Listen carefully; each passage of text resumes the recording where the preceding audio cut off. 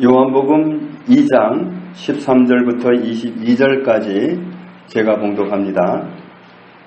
유대인의 유월절이 가까운지라 예수께서 예루살렘으로 올라가셨더니 성전 안에서 소와 양과 비둘기 파는 사람들과 돈 바꾸는 사람들이 앉아있는 것을 보시고 노끈으로 채찍을 만드사 양이나 소를 다 성전에서 내쫓으시고 돈 바꾸는 사람들의 돈을 쏟으시며 상을 엎으시고 비둘기 파는 사람들에게 이르시되 이것을 여기서 가져가라.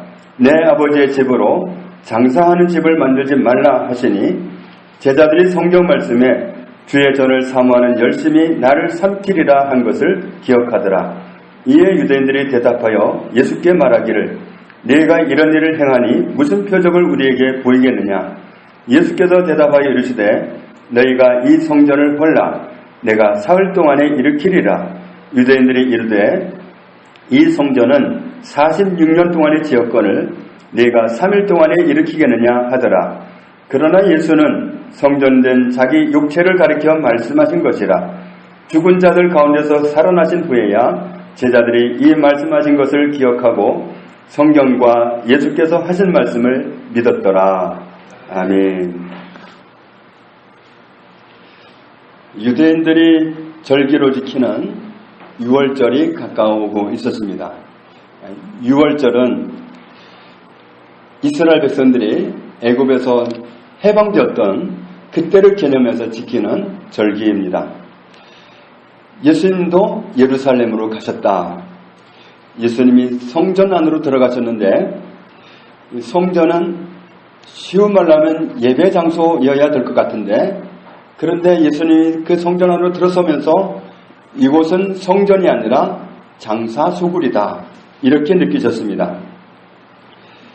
유월절 같은 절기에 성전을 찾으면 희생제물로 제사를 드리고 또 헌금을 하기도 합니다.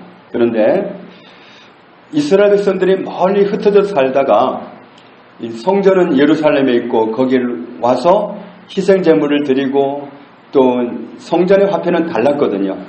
그 화폐로 바꾸어서 또 드리고 이렇게 해야 되는데 먼 나라에 살다가 왔든지 먼 지방에서 살다가 왔을 때는 이게 힘드니까 이런 것을 편리를 봐주기 위해서 장사꾼들이 생기게 됐습니다. 성전에서 짐승을 팔고 돈을 바꿔주고 이런 장사꾼들이 즐비하게 생겨났습니다. 성전에 들어가신 예수님이 이 광경을 보게 된 겁니다. 성전이 시장터로 바뀐 그 모습에 예수님이 분개하셨습니다. 그리고는 끈으로 채찍을 만들어서 동물들을 내쫓기 시작합니다. 양, 소 이런 짐승들을 전부 내쫓으시고 그리고 환전해 주려고 쌓아놓았던 돈을 엎어버리십니다. 그리고 비둘기 파는 사람들에게 빨리 이것을 다 가지고 나가라고 합니다. 요한복음 2장 16절에 내 아버지의 집으로 장사하는 집을 만들지 말라. 여기가 시장 아니다. 여긴 하나님을 예배하는 곳이다. 다 가지고 나가라. 그렇게 하십니다. 마가복음 11장 17절에 이에 가르쳐 이르시되 기록된 바 내 집은 만민이 기도하는 집이라 칭함을 받으리라고 하지 아니하였느냐. 너희는 강도의 소굴을 만들었도다. 하나님의 성전이 성전이 아니라 장사터가 됐다. 이 말씀을 주님이 하셨습니다. 오늘 18절에 보면 이런 일을 당해본 적이 없는데 이런 일을 당하고 보니까 이 유대인들이 가만히 있겠어요? 이런 일을 한 번도 안 당했는데 예수님이 이렇게 모든 짐승을 다 내쫓아 버리시고 돈을 엎어버리시고 비둘기 파는 사람도 다 나가라고 하니까 그때 이 일을 당한 사람들이 가만히 있질 않습니다. 예수님께 때로 덤벼듭니다. 뭐라고 하느냐면 당신이 무슨 자격이 있어 이런 일을 하는 건지 그 자격을 입증할 수 있는 기적을 보여주시오. 이렇게 나옵니다. 19절 말씀 우리 같이 읽겠습니다. 예수께서 대답하여 이르시되 너희가 이 성전을 헐라. 내가 사흘 동안에 일으키리라. 예수님이 대답하셨습니다. 이 성전을 헐어라. 3일 동안에 내가 일으키겠다. 20절에 보면 유대인들이 다시 말합니다.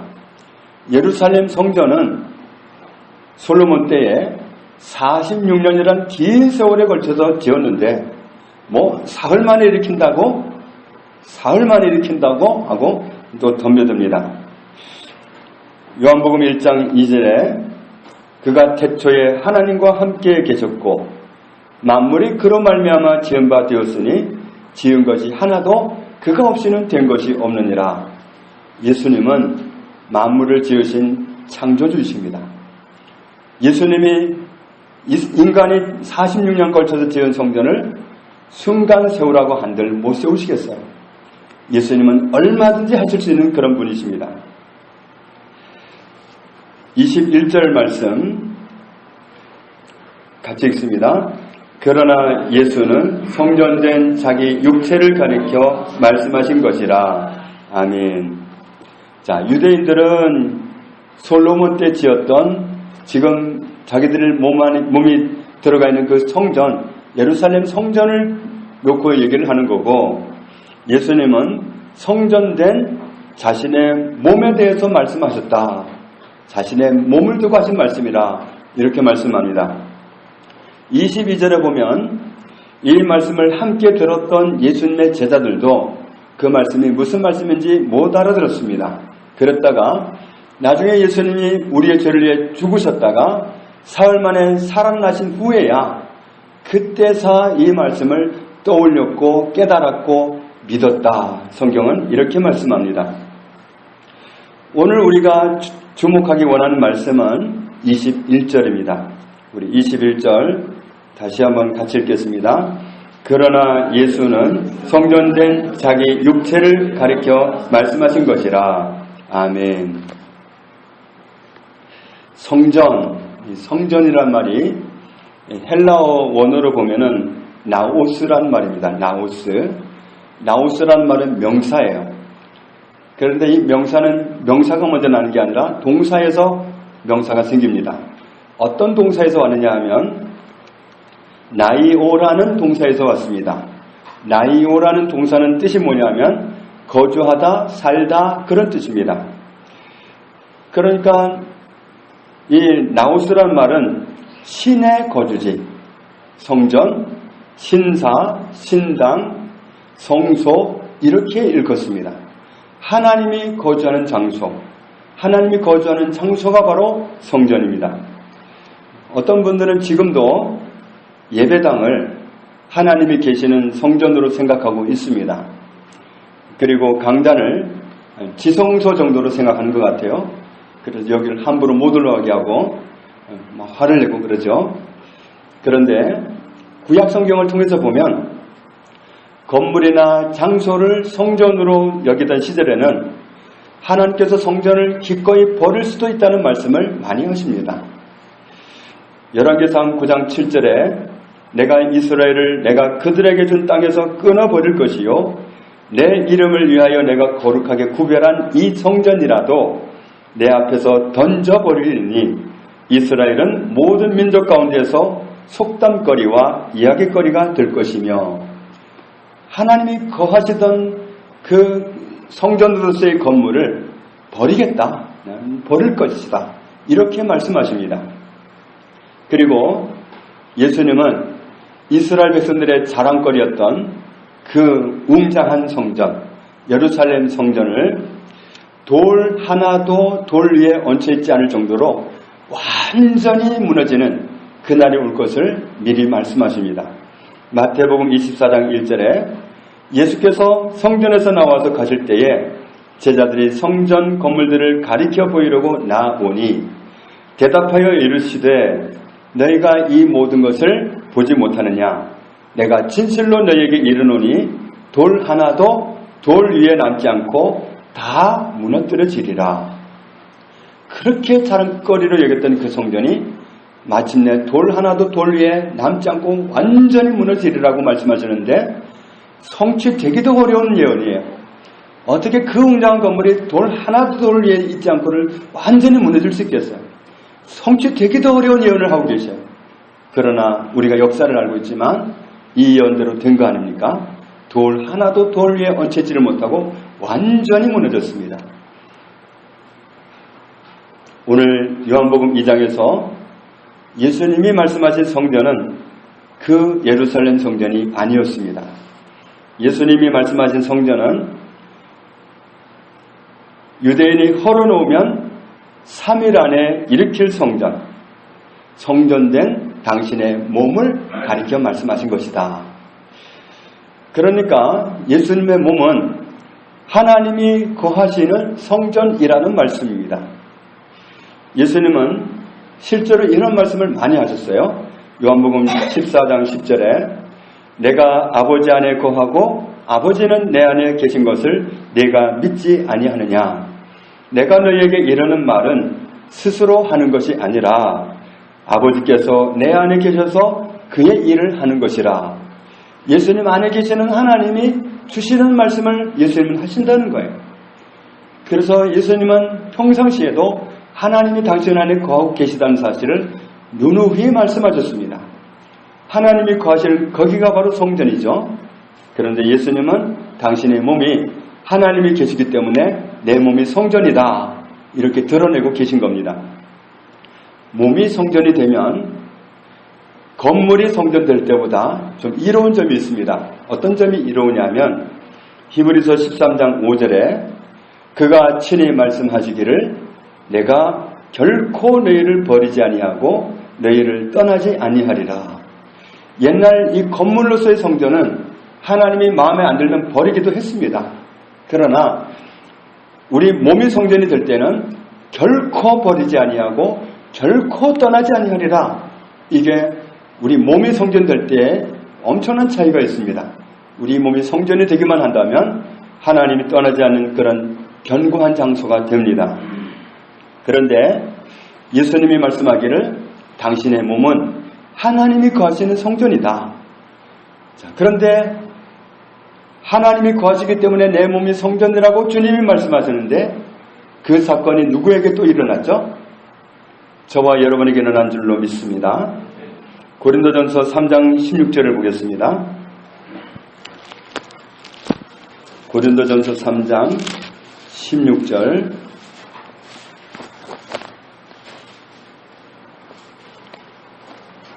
찾으셨으면 고린도전서 3장 16절을 같이 읽겠습니다. 너희는 너희가 하나님의 성전인 것과 하나님의 성령이 너희 안에 계시는 것을 알지 못하느냐. 아멘. 우리를 향해서 말씀하십니다. 너희가 하나님의 성전이라는 사실을 알지 못하느냐. 하나님의 성령이 하나님이 너희 안에 계시는 것을 알지 못하느냐. 예수님만 성전이 아니라 저와 여러분의 몸도 성전이 되었습니다. 하나님이 와 계시기 때문입니다. 하나님이 와 계시기 때문에 성전이 되었습니다. 그런데 17절을 보면 누구든지 하나님의 성전을 더럽히면 하나님이 그 사람을 멸하시리라. 하나님의 성전은 거룩하니 너희도 그러하니라. 사람은 성전이 된 자기를 더럽힐 수도 있어요. 그렇게 되면 손해는 누가 보냐면 자기가 봅니다.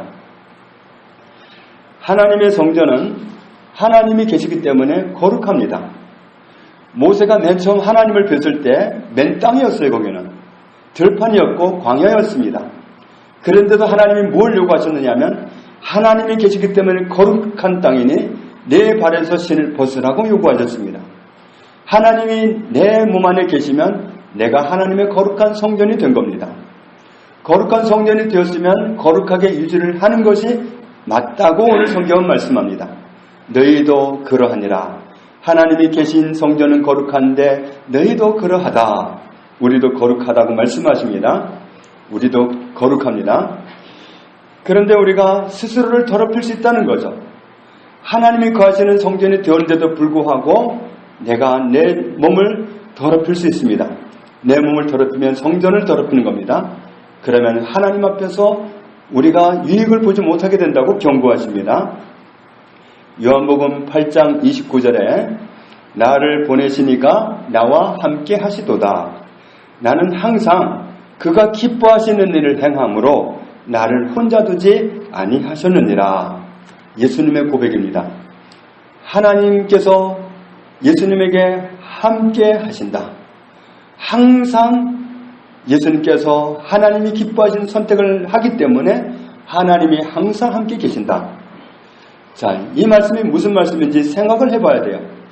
자, 하나님이 이 건물을 성전 삼은 게 아니라 우리의 몸을 성전 삼았어요. 몸을 성전 삼았을 때 하나님은 떠나시지 않습니다. 결코 버리지 않고 결코 떠나지 않는다고 그랬어요. 자, 그런데 예수님의 몸이 성전이면 하나님이 안 떠나시는 거예요. 안 떠나시는데 굳이 이렇게 말씀하실 필요가 있을까요? 나를 보내시니가 나와 함께 하시도다. 나는 항상 그가 기뻐하신 일을 행함으로 나를 혼자 두지 아니하셨느니라. 아니, 결코 버리지 않는다고 하셨기 때문에 내가 하나님이 기뻐하시지 않는 삶을 산다 할지라도 계시는 거예요. 그런데 예수님은 뭐라고 하셨느냐면 내가 항상 하나님이 기뻐하시는 일을 하기 때문에 항상 함께 계신다. 이렇게 말씀했어요. 자, 그럼 뭔가가 안 맞는 것 같아요. 결코 버리지 않는다고 그랬고 항상 계신다고 그랬는데 기뻐하시는 일을 해야만 함께 하시나? 이렇게 생각할 수 있죠. 예수님이 하나님을 기쁘시게 하는 선택을 한 것은 함께 계시는 하나님을 인정해 드린 겁니다. 내 몸 안에도 하나님이 와 계십니다. 그래서 내 몸이 하나님의 성전이 되었습니다. 그럼에도 불구하고 하나님이 기뻐하시는 삶을 살 수도 있고 반대로 살 수도 있습니다. 예수님을 모셨다고 하면서 하나님 믿는다고 하면서도 예수 믿지 않는 사람보다 더 추하게 살아가는 사람도 얼마든지 있어요. 그럴 수도 있고 또 성스럽게 살 수도 있습니다. 하나님이 기뻐하시는 선택을 하면서 살면 내 몸 안에 나를 성전 삼고 와 계시는 하나님께서도 내 삶 속에 자꾸만 당신을 드러내십니다. 내가 와 계신 하나님을 인정해드리고 그 하나님 기뻐하시는 선택을 자꾸 하면서 살아간다면 하나님은 내 삶 속에 자꾸만 당신을 드러내셔요. 내가 너와 함께 있다는 사실을 자꾸만 드러내셔요. 요한복음 8장 29절에서 하나님이 내 몸 안에 계시면 하나님이 항상 함께 계신 상태인데 어떻게 나를 혼자 둘 수도 있다는 말씀인가? 예수님 말씀하기를 예수님이 항상 하나님이 기뻐하신 선택을 하기 때문에 항상 하나님이 함께 계신다고 그랬다면 그러면 내가 하나님이 기뻐하신 선택을 안 하면 나를 혼자 두신다는 말씀인가? 우리가 이렇게 생각할 수 있죠. 우리가 역으로 한번 생각해 보겠습니다. 하나님이 내 몸 안에 계시지만 하나님이 내 안에 나를 성전 삼고 계신다고 하면서도 외로워.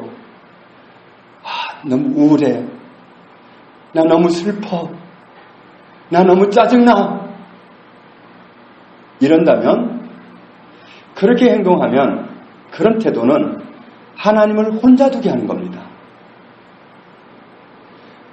내가 하나님이 기뻐하시는 선택을 안 한다는 것은 내 안에 와 계시지만 하나님이 내게 관심을 끊어버리고 홀로 계시게 만드는 거예요. 하나님이 기뻐하시는 선택을 해드리면 서로 교제를 할 수 있지만 계시는 하나님을 인정해드리지 않은 엉뚱한 행동을 한다면 함께 계신 하나님을 내가 무시하는 거나 마찬가지일 뿐만 아니라 혼자 두게 만드는 거예요. 내 안에 어떤 공간에서 혼자 계시도록 방치하는 거나 마찬가지예요. 빌립보서 4장 6절에 이렇게 말씀합니다. 아무것도 염려하지 말고 다만 모든 일에 기도와 간구로 너희 구할 것을 감사함으로 하나님께 아뢰라. 그리하면 그렇게 말씀하셨습니다. 그리하면 너희 마음과 생각을 내가 지켜주겠다고 보장하셨습니다. 그리하면이라고 그랬어요. 그런데도 염려해요. 염려 안 하면이에요. 염려 안 하면. 염려하기를 중단했으면 그랬으면 내가 너희 모든 생각과 마음을 지키겠다고 말씀하셨어요. 염려하지 말라. 그리하면 염려하는 대신에 하나님을 믿고 감사하면서 기도하면 그리하면 모든 지각에 뛰어난 하나님의 평강이 그리스도 예수 안에서 너희 마음과 생각을 지키시리라 말씀하신 거예요.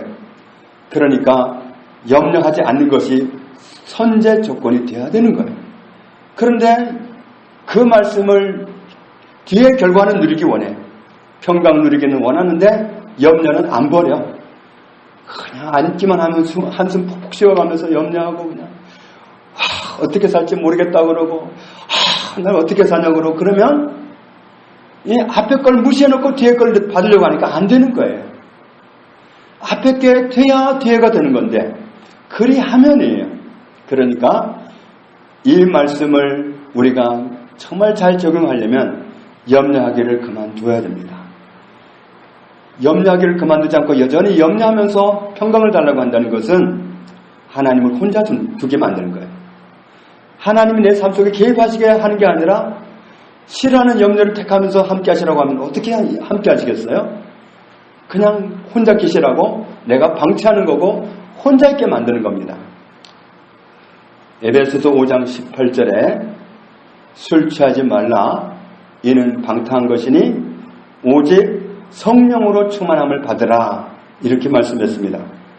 이 말씀을 듣고도 그랬어도 사람들의 유혹을 뿌리치지 못하고 내가 정말 달콤한 그 맛을 보고 싶어서 술 취하러 간다면 하나님을 홀로 두는 겁니다.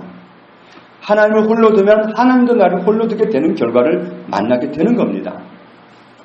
참고로 말씀드리면 한국 사람들은 술을 취할 때까지 마십니다. 공격할 때는 그래요. 술 취하지 말라고 그랬지 누가 먹지 말라고 그랬냐. 그런데 그렇게 말하는 사람 치고 취하지 않는 사람 본 적이 없습니다. 본 적 있으면 좀 대보세요. 역사적인 기록에 나올 겁니다. 정말 앞뒤가 안 맞는 말들을 하는 거예요. 취하지 않을 만큼 먹는 사람이 어디에 있어요, 한국 사람이? 그러나 미국 사람은 다릅니다. 미국 사람들은 교인들도 술을 마셔요. 목사님도 술을 마신다고 그래요. 그러면서 교인들은 우리는 술을 마셔도 목사님은 술을 안 마셨으면 좋겠다. 이런 바람을 다 갖고 있다고 합니다. 그런데 그 사람들은 술을 얼마만큼 마시냐면 파티에 가서 술을 마시면 딱 한 잔입니다. 그 이상은 마실 수가 없습니다. 법으로 정해져 있습니다. 술을 한 잔만 마셔야 되는데 더 마셨다. 알코올기가 있는 상태로 운전하고 나가다 걸렸다. 그러면 그 사람 걸리고 술 준 주인도 걸립니다. 그래서 주지 못합니다. 그러니까 거기에서는 술 취하지 않을 정도까지 가는 게 가능할 수도 있어요. 그러나 한국 사람은 그게 안 됩니다. 봤다면 끝을 보려고 그러나 봐요. 봤다면 꼭 취할 때까지 가요.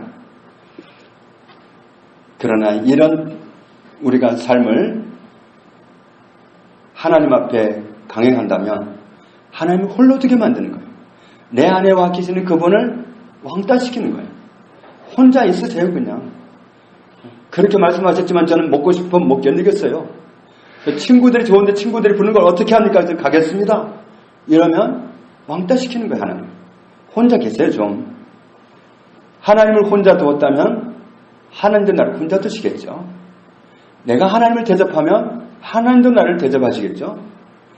내가 하나님께 인정해드리면 하나님도 나를 인정하시겠죠. 바로 그런 말씀입니다. 안식일을 거룩하게 지키라. 십계명에도 나와 있고 구약성경에 수도 없이 많이 나와 있습니다. 신약시대로 와서는 예수님이 우리 죄를 도말하시고 나서 부활하신 후에는 주일로 바뀌었습니다. 우리는 부활하신 예수님을 섬기기 때문에 안식일을 지키지는 않습니다. 그러나 안식일의 정신까지 버리고 와서는 안 됩니다. 우리는 주일을 지키니까 안식일 내 마음대로 하고 그냥 그건 곤란합니다. 우리가 그런 말씀을 듣고도 우리가 말씀을 무시한다면 그건 하나님을 홀로 두게 만드는 것이다. 하나님을 홀로 두면 하나님도 나를 홀로 두실 수밖에 없습니다. 예수님께서 항상 하나님이 기뻐하시는 일을 했다는 것은 하나님께서 나를 인정하실 수밖에 없도록 나를 혼자 두지 않도록 그렇게 사신 거예요. 우리도 오늘 그렇게 살아가야 됩니다. 말씀을 대할 때 어떤 명령이 있으면 그 명령을 내 삶 속에 적용하기 시작해야 됩니다. 그러면 하나님께서 역시 나를 혼자 두지 않으시고 내 삶을 책임지실 수가 있고 나를 도우실 수가 있습니다. 그래서 오늘 요한복음 2장에서 예수님은 성전된 자기 몸을 가리켜서 말씀하셨다고 했는데, 오늘 우리도 하나님을 모신 성전으로서 내 몸은 나 혼자 사는 집이 아니라 하나님도 같이 거하시는 성전이다. 우리가 이 개념을 분명히 해야 됩니다.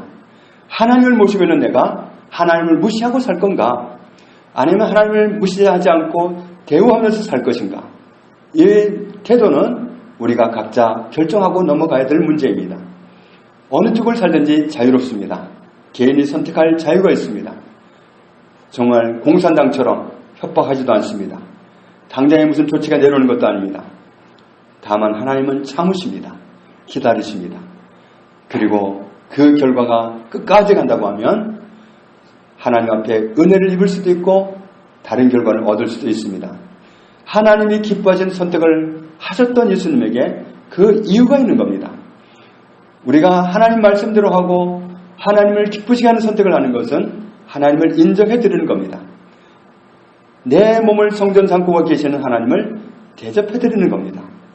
우리가 그렇게 하면 하나님이 내 삶 속에서 역시 예수님에게 하셨던 것 똑같이 내 삶 속에서 함께 계시다는 사실을 드러내시면서 하나님의 임재를 다른 사람들까지도 눈치챌 정도로 우리는 무수하게 하나님을 경험하면서 살아가게 될 것입니다.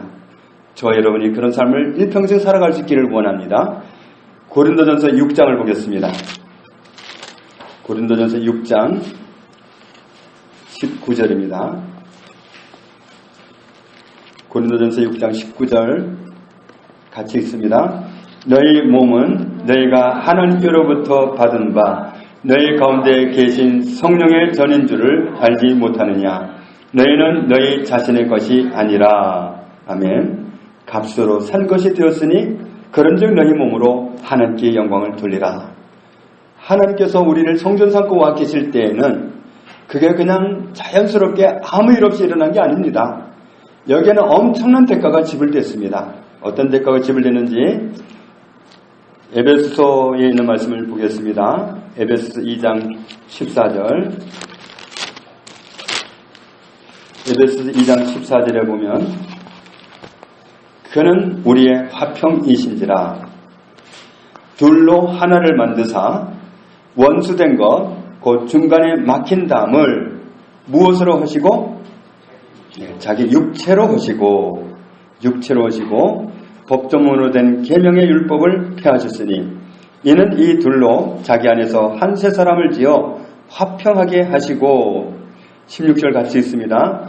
또 십자가로 이 둘을 한 몸으로 하나님과 화목하게 하려 하심이라. 원수된 것을 십자가로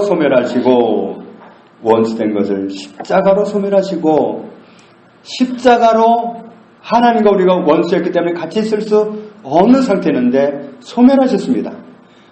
십자가로 원수라는 그 관계를 소멸하시고 함께 있을 수 있도록 관계를 만드셨습니다. 그러니까 하나님이 내 몸을 성전 삼고 와 계실 때에는 아무 일 없이 그냥 자연스럽게 일어날 수 있는 그런 일이 아니었습니다. 하나님께서 엄청난 값을 지불하셔야 했습니다. 당신의 흠없는 아들, 죄 없는 아들을, 그 무고한 아들을 이 죄투성인 우리를 위해서 죽게 만드셔야 했습니다.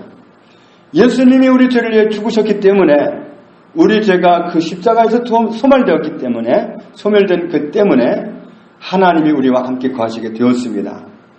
하나님이 우리 죄를 소멸하신 그 다음에라야 하나님이 우리에게 오셔서 우리를 성전 삼을 수가 있었어요. 그 다음에라야 하나님이 우리와 함께 계실 수 있게 된 거예요.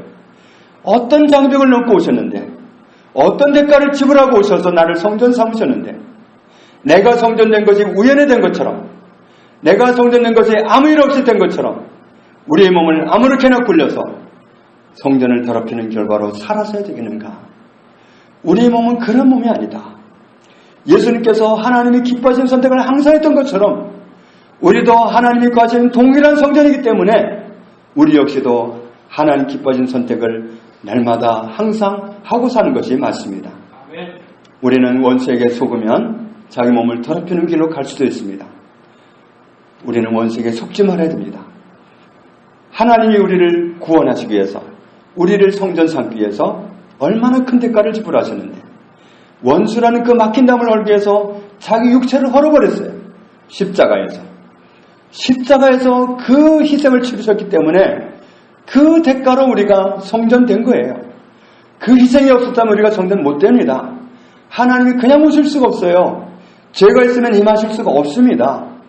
하나님은 죄를 먼저 해결하시고서야 오실 수 있지, 죄가 있으면 못 오십니다. 그래서 하나님의 흠없는 아들이 오셔서 우리 죄를 위해 십자가에 죽으시고, 그 과정을 거친 후에 하나님이 우리에게 오신 겁니다. 우리에게 이 놀라운 사건이 어떻게 해서 이루어졌는지, 내가 어쩌다가 하나님의 성전이 될 수 있었는지, 어떻게 감히 하나님을 모신 성전이 될 수 있었는지, 이 은혜를 우리가 깊이 깨달을 수 있기를 원합니다. 하나님의 성령께서 나를 성전 삼으려고 얼마나 큰 대가를 지불하셨고 큰 은혜를 베푸셨는지 저와 여러분에게 깊이 깨닫는 은혜를 주셔서 예수님이 그러셨던 것처럼 몸 안에 사는 동안 하나님을 기뻐하신 선택을 하고 살아가는 그런 일생이 되기를 주님의 이름으로 축복합니다. 하나님 아버지, 감사합니다. 우리 몸이 하나님의 거하시는 성전이 된 것을 감사합니다. 성전에 거하시는 주님, 우리가 주님을 대우하기 원합니다. 우리가 주님을 주님으로 대접하기 원합니다. 말씀을 대할 때마다 그 말씀에 순종함으로, 그 말씀대로 적용함으로 하나님을 홀로 계시지 않도록 대우하기 원합니다. 그때는 하나님께서 예수님에게 그러셨던 것처럼 우리에게도 동일하게 역사하셔서 함께 계심을 드러내실 것을 감사합니다.